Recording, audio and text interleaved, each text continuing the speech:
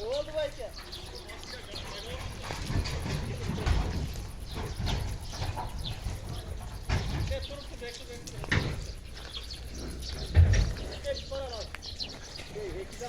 Ya ciddi verin de.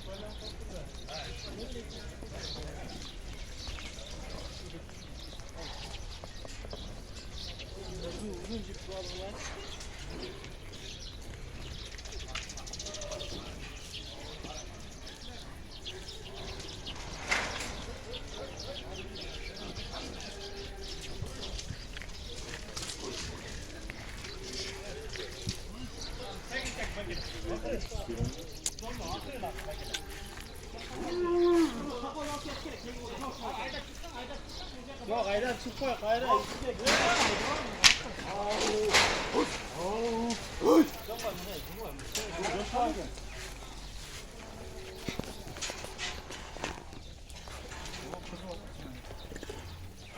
Yaktan geldi. Yoksa şirkette mi tutuyor? Yok meydan boşandı da. Gittin daha orada bak. Kapar böyle yakacaktan yapıyor böyle. Bunu bırakma karmadıkta koy.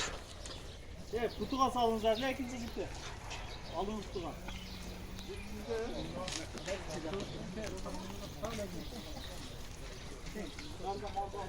Tamam, kapatıyorlar. Bayrak vereyim. Cebine takma.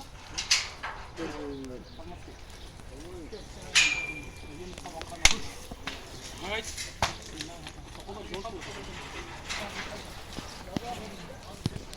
Haydap çık abi. Haydap çıksın. Parmaya var mı?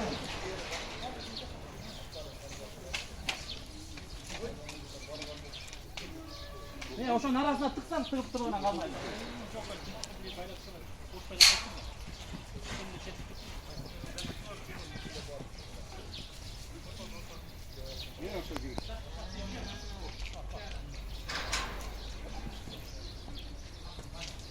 Tamam, olsun.